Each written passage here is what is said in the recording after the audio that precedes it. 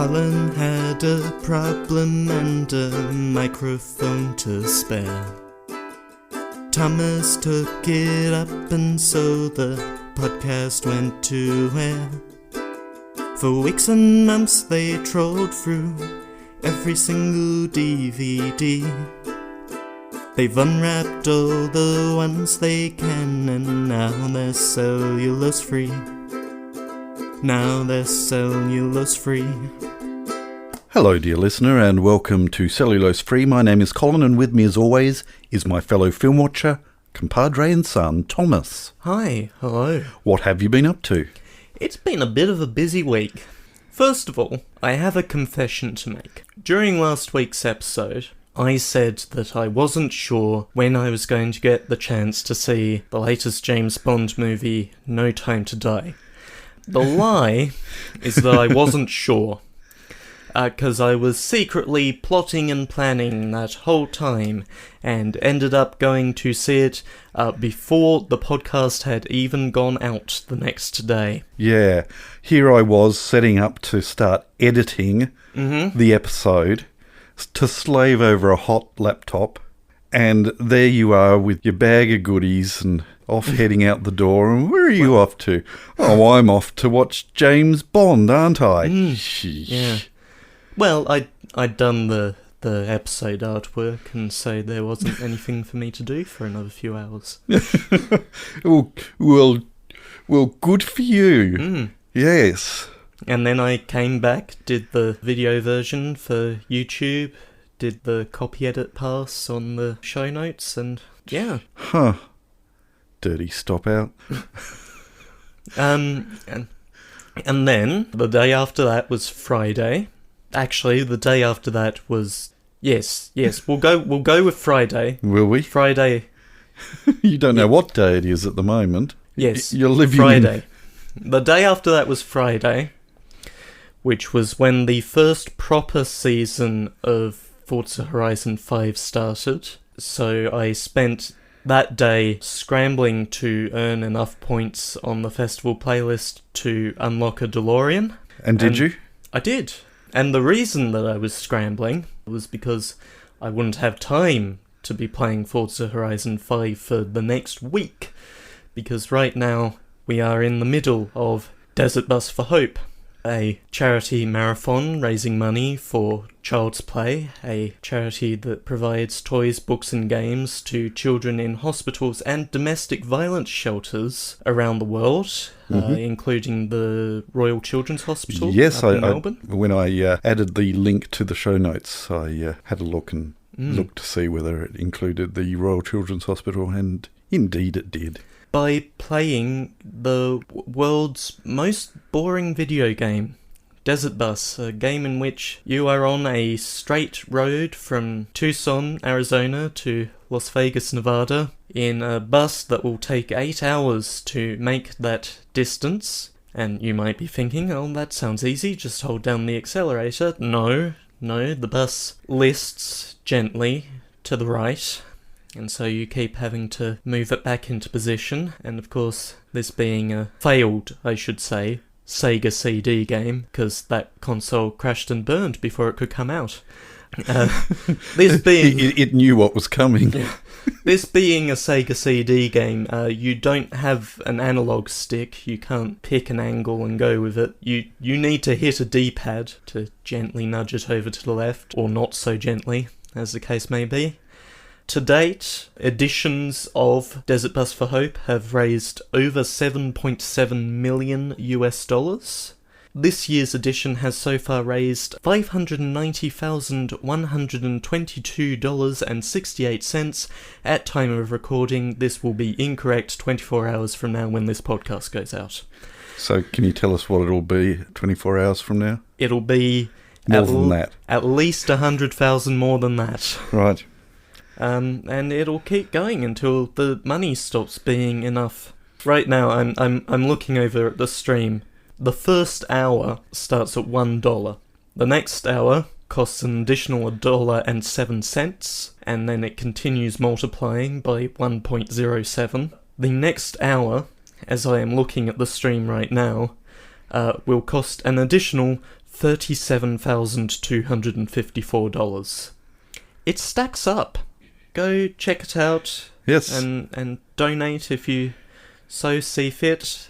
I don't know what giveaways are left in the prize mines, but there might be something. There might. The reason it's been occupying so much of my time is that normally right now would be when I'd be starting my shift for the Video Strike team, recording every event that happens in order to send it off to people who can edit those events into shorter videos. But I have today off.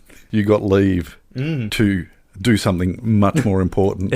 I do have to apologise to Sokar, who is one of the organisers of the Video Strike team, because I had incorrectly filled out when I would be available. Because, funnily enough, Zeta, which is the shift that I usually do, starts at midnight, Desert Bus time. And so I had filled out that I wouldn't be available on Tuesday, Desert Bus time, but by now it is in fact Wednesday. So, good news, got that sorted out. Sorry again. What have you been up to? What have I been up to? I've been editing some photos and mucking around with images. On Monday, went to see the new James Bond movie. What an interesting turn of events that was. Yep. That sure was a Daniel Craig-era James Bond film. Yes, but actually getting there, it was... my normal procedure is, because we belong to a roadside service that has various perks, I can get discount movie tickets from this establishment. But I went in there, as is my usual routine, to grab a ticket that... So normally to go to the pictures as an adult with no discounts whatsoever is about $20. If you remember... I went with V Rewards and it cost $18 for me, I think. Did it? Yeah. Oh, I thought V Rewards was $15. Prices keep going up. You know, inflation? Yeah. That thing? Anyway. Yeah. Well, my understanding was with V Rewards it was $15. So that was my calculation as to whether it was actually worth grabbing a discounted ticket, because the discounted ticket was $13.50. Oh, all right. I said, yeah, okay then. So I went in there and was told, no, we don't sell them over the counter anymore. You need to go on the website. And I thought, I went into, no, this isn't my routine mode, and it threw me completely. And I sat in a freezing cold bus mall with the snow falling around me. Well, it hadn't started at that stage, but... And went on the website, and it was very unclear where on the website, and the person at the counter didn't say where on the website to go. I found it and thought, right, I will get an e-ticket for $13.50. Booking fees? Yeah, there was there was a surcharge. So a 17-cent surcharge. So okay, so it went to $13.67. Yeah. Okay. I said, okay, this is still cheaper. And time-wise, I'd been thrown, so I thought, oh, okay, maybe I'll just book my ticket online using that e-ticket. And I had a look and quickly discovered, yeah, it's $15, but there's a $1.50 booking fee, which puts me over the normal price of a ticket going through all that rigmarole. So I thought, no, blow this, and got in line and bought my ticket over the counter, and I was... They've just made it so difficult. You yes have a concession. I do, but the concessions were $18. Right. So V Rewards is actually cheaper than a concession. Right. But there is no concession for a V Rewards. Right. Yeah, it's all very confusing. Anyway, so I went to see it, and yes, indeed, it was Daniel Craig, and I think he got a decent send-off, but it was a bit of a mess of a film, I think. Yeah. I grew up in the era of Roger Moore, sort of the end of his era, the silly era, basically. I think when it initially started, it was quite serious, then got very, very silly, and then Daniel Craig was into grittiness and fairly serious. And slightly less loose continuity. Yeah, but this final one was... It had glimmers of the old silly humour, some of the bad pun lines. When you add Phoebe Bridgers to your writing team, you get that. Yeah, but it just got lost in places. And so, having grown up with the silliness and don't think too much because you're just here for fun time, when you then get thrown, right, we're being serious now type of thing, you don't know exactly how much you're meant to be expecting of this film. Yeah. And so I was disappointed a bit with this last one. There were segments of it that just felt like, oh, this is a quick rewrite of a rewrite and a reshoot. And there were some really, really good sections of it, and then other bits that just felt flat and dead and rushed and incomplete and unnecessary. And maybe that is James Bond now. I don't know. But anyway, so I went to see that. Oh, it's still, if you've been following the Daniel Craig, well done. Yeah. For actually keeping track of what is going on. Yeah. The other thing that really bugged me was the fact that it was almost as if at the end of the last film, things had been set up and then handed over to the next set of writers to conclude things. And it very much started with, right, we've got all this stuff, we don't want that bit, we don't want that bit, we don't want that bit, we'll get rid of that very quickly and we'll head in our own direction. I don't know whether you felt that or not, but... No, not really. Yeah, well, I did. I had a good time with the film. Oh, yeah, don't get me wrong. I would certainly watch it again a lot quicker than a whole swathe of the early days Bond films, which after a couple of watches you think, no, I don't think I can watch that again. It's definitely better than the Casino Royale that's not an Eon production. That's right. Which is not a high bar to clear. No, it isn't. It isn't. Speaking of high... very high, very high bars to clear. Let's talk about the atmosphere. Let's go beyond the atmosphere. We have a film to watch. Yep. And it's not a James Bond film. It's not, no. However, it does take a lot of prompts from a James Bond film, Moonraker,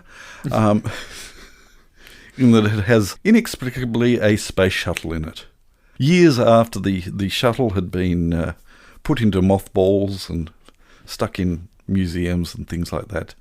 My understanding is that this movie had been in production hell for a very long time, during which time space shuttles were made not a thing. But there's one in there anyway, and that's good. And then for a while we were just using not reusable space vehicles again, and now it's all commercial. It is. Keep up. Yes, keep up. Speaking of keeping up, let's get on with this. This has just gone on far too long. What are we watching? We are watching Gravity. Would you please read the plot synopsis? Dr. Ryan Stone is a brilliant engineer on her first shuttle mission with veteran astronaut Matt Kowalski. On a seemingly routine spacewalk, disaster strikes. The shuttle is destroyed, leaving Stone and Kowalski completely alone, tethered to nothing but each other and spiralling out into the darkness. As fear turns to panic, every gulp of air eats away at what little oxygen is left. But the only way home may be to go farther out into the terrifying expanse of space, with nearly twice as many special features as the film. Yes, it's quite a short film. It's only 1 hour and 30? 31, yeah. Quite topical, timing-wise. They did have an incident up in the International Space Station where all of the inhabitants rushed off to their various capsules and locked themselves into their capsules, ready for a hasty retreat whilst bits of space debris came frighteningly close and missed. So... they then got back out of there. And also, inexplicably, Russia, unrelated but creating other problems along the same vein, Russia inexplicably decided to send a missile up and blew up one of their own satellites that was dead, just because they could. It was quick and easy, and we had the materials. And caused much consternation amongst the other spacefaring nations. So, silly thing to do. Through that act, there are now instead of one satellite, there are now 2,000 trackable objects. And that's the trackable ones. So anything smaller than that is still moving at a rate that could wipe out the International Space Station, but they can't track it. So it's crazy. Madness, I say. Madness. We're going to watch some madness.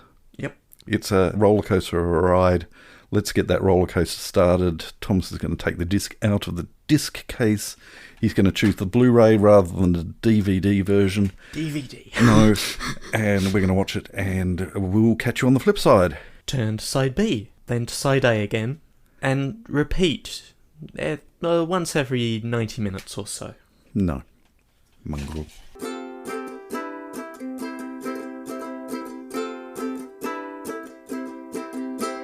So, what did you think? No, scratch that. I love it. I really do. I've watched this so many times, and it doesn't grow old, is my opinion. Yeah. I had a reasonable time. It's a solid film. I don't think it's brilliant. Right. I think it's good. I think the pacing is brilliant. Mm-hmm. In that you have the adrenaline rush, and then the moment to breathe, and then the adrenaline rush, the moment to breathe. Even with those moments to breathe, there's never not anything happening. No. And those moments to breathe increase in intensity Yes. as it progresses. You could pick the film apart as far as the incredulity of chance and timings and... The orbits are all wrong for this to actually work. Yeah. There's a whole heap of things that would not have worked. Even if these things are orbiting at roughly an hour and a half, they're not going to arrive at these places every hour and a half. No. But considering it's a film called Gravity, the suspension of disbelief is really, really easy to settle into, I find. It is very much a favourite of mine, just because once you switch off and relate to the characters, and interestingly, looking at the long period of gestation for the production of the film and the number of names that went through and the number of people who potentially could have played the role that Sandra Bullock played. She did just such a good job of that, I thought. There were moments where she delivered lines that could have been really, really corny. And you still sort of felt that, but she delivered them with so much honesty, and you fully accepted her in that role, I thought. I'm currently doing dribs and drabs of research over here. Because something came up in the credits and I'm thinking about it. It wasn't the dedication to his mum? No. Right. No. Great director. He also directed my favourite, as far as directed-wise, Harry Potter film. He did that really well. The choreography of the camera movements, especially during that first half hour, where you just completely feel the absence of gravity. Yeah. And the camera goes in places where it gets closer to Sandra Bullock's character so that you can see her behind her face mask, and then the camera goes through into her helmet so that it's her point of view.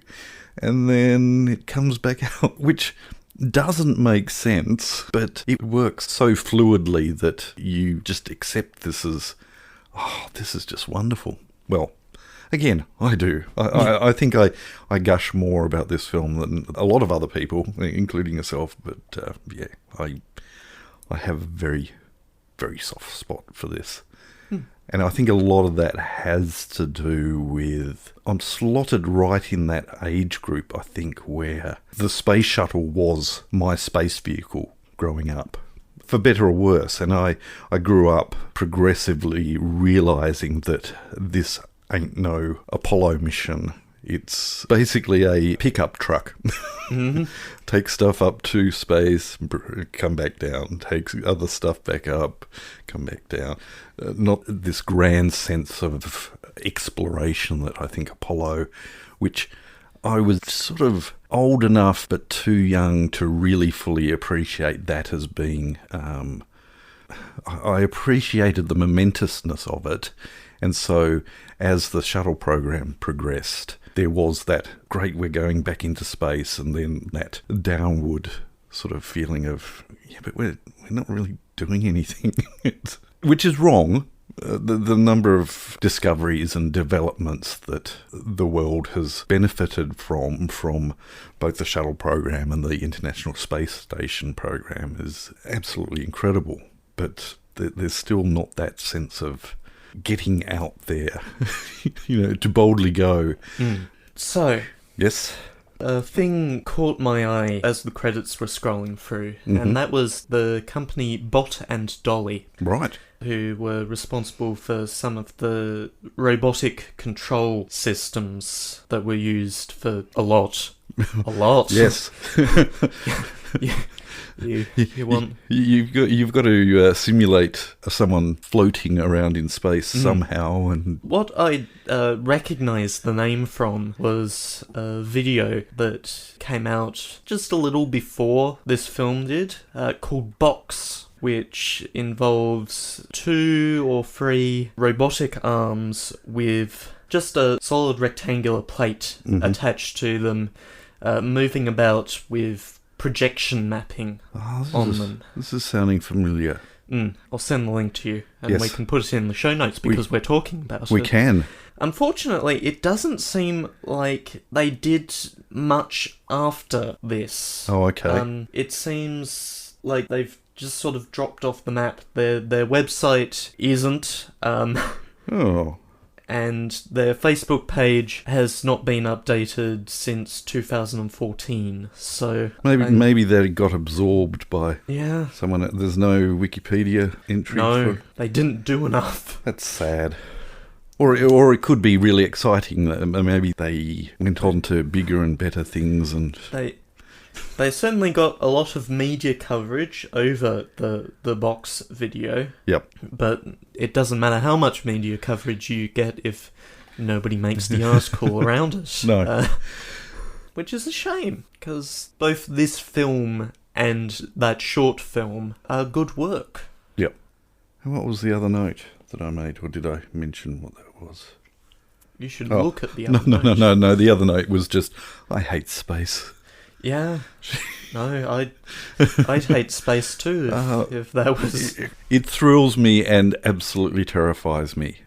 Just the very idea that if you rip your suit, you're dead. If you rip your space, you're dead. You're just a little hole, you're dead. Yeah. Yeah. Or in the case of one of the poor characters in this. Ooh. Yes. Yeah, that's quite a hole. That's quite a hole, yes. Yeah. The editing and the putting together of this that has that sudden escalation right at the beginning is just, wow. Yeah. Breathtaking. And there were sections of watching it this time round that reminded me of why I decided to take the plunge and go and see it in 3D. A solid 3D film.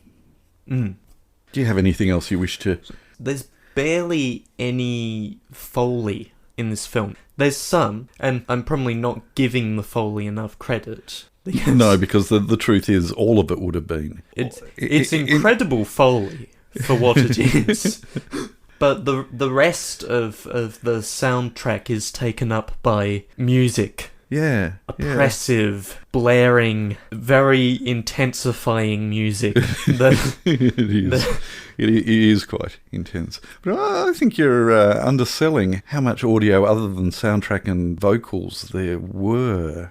There was lots of clunks and crashes and rattles and things like that would have kept Foley quite busy. So I beg to differ. Well, okay then. And on that note, shall we move on? Yes. Okay. Yes. The following segment needs a little more time in the oven.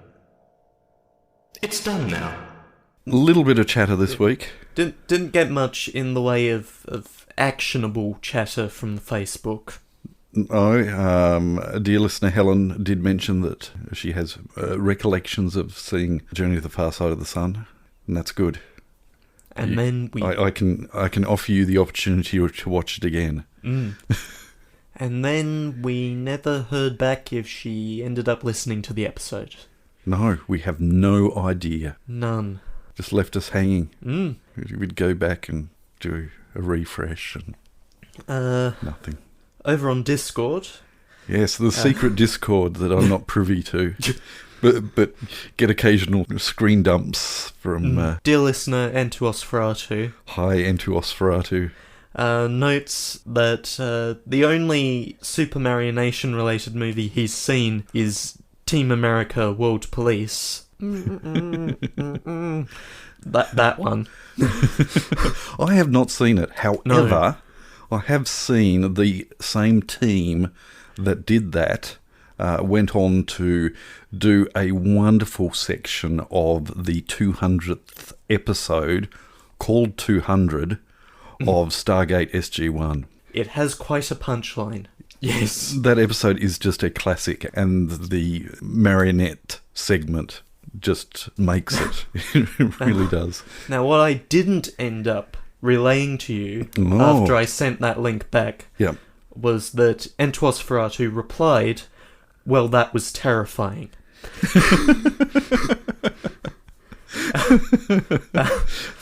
Entuos Ferratu also notes, A Bad Time in Space is the coming sequel to Once Upon a Time in Mexico, an El Mariachi movie. Right. Rodriguez, right? Yes. Inspired by the Fast and Furious movies, which have apparently gone to space now. Apparently so. Yeah. Do we need to do a Fast and Furious marathon? Well, there are 9 of those movies. If you don't include the spin-off, there are 9 of those movies. But that was it. That was it. Thanks, everyone, for your input and listenership. If you do want to make a comment of how much Foley was actually used in the making of Gravity, please get on the blower. My point... On the Facebook. My point is... On the Discord. My point is... The YouTubes. That a lot of this film takes place in space, where there's not a lot of opportunity for banging and clattering noises to happen. No. But still, all of the muffled noises still would have... Well, what I will say... I'm going to die on this space station. That electric wrench thing. Just vibrating through the suit. Through the suit. Softly. Yep. That was good. Yeah. So if you want to make comments other than that as well, you certainly can. The links are in the show notes to our Facebook page. You will have to join the group to do so. Please provide answers to the questions or we will not let you in. Yes, we won't. There are 2 poor souls who I suspect are scammers, and I could be wrong. But they're left in limbo. Haven't looked that deeply into them. All I know is they didn't answer the questions. They didn't answer the questions. So answer the questions and ask us questions and give us your input. And we'll move on. Pick a film for next week so we can go to bed. It's your turn. It is my turn. And I had a thought... Was it a useful thought? Well, I don't know, because it's actually not on our list, so I'm going to skip it. The end. That's it. That's the episode. Good night. So next week, we won't be watching anything. We'll just be talking. We'll have a debrief of the crazy mad dash across a couple of deserts in a bus. Yeah. No. Okay, so I am going to do the shake of the phone using the My Movies database app, and... okay. That's an interesting response. Well, it's interesting because we remain in space. We remain in space, We do remain in space. It is a film that I want to revisit, and it's also one that you've marked as interested. Okay. But my memory, such as it is telling me, have we already done this one? But I don't think we have.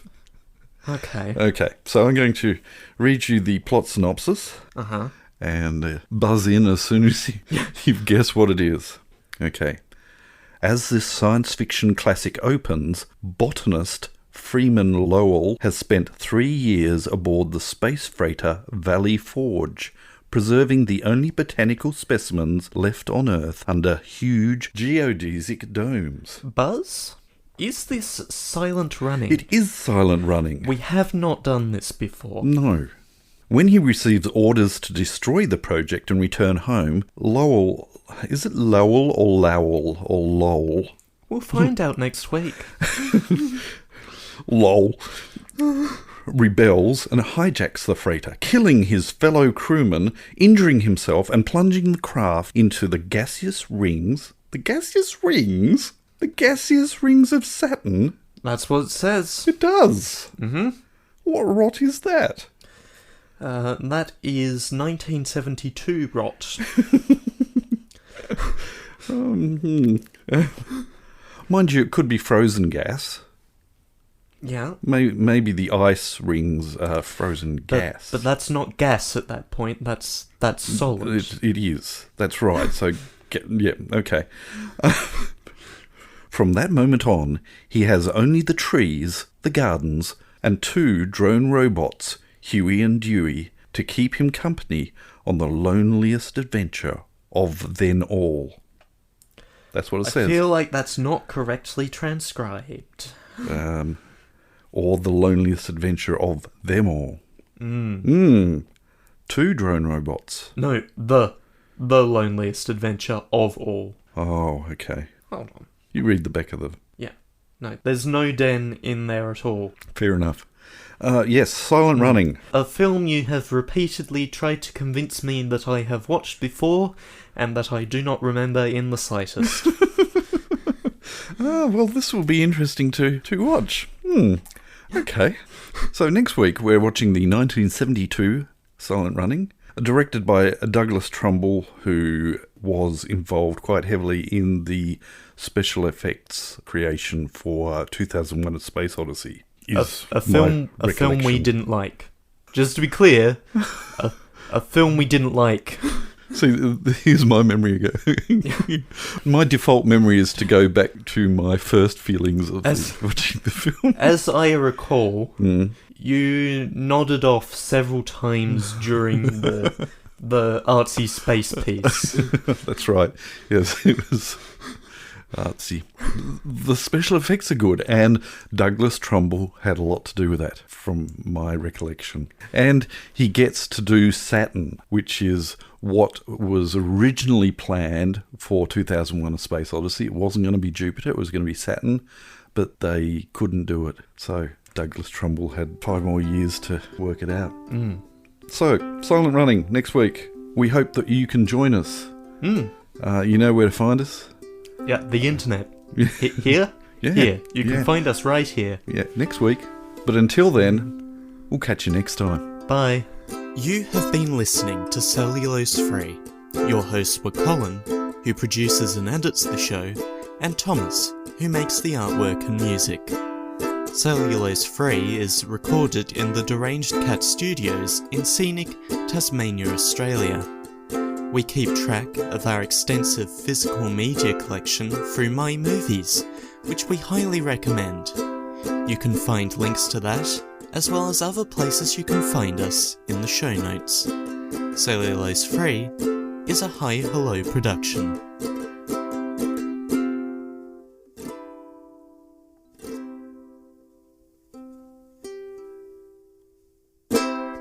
What are we watching? We are watching a film whose disc case is all the way over there. All the way over there. It's all the way over there. So Thomas is going to get up. Ding, ding, ding, ding, ding, ding, ding.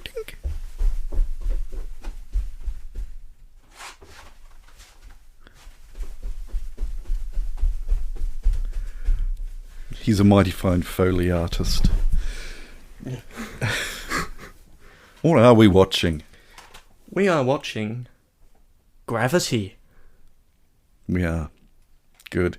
There's some gravity there. There is. And over there. Yes. It's always happening all the time. It is. Would you please read the plot synopsis? Yes. Good. Do we need to start this episode again?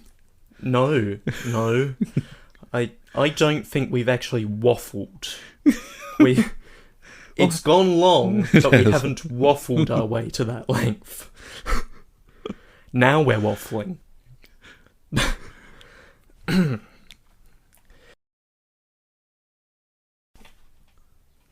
The centre of this disc case is not well attached. Bit like me, a bit unhinged. There we go.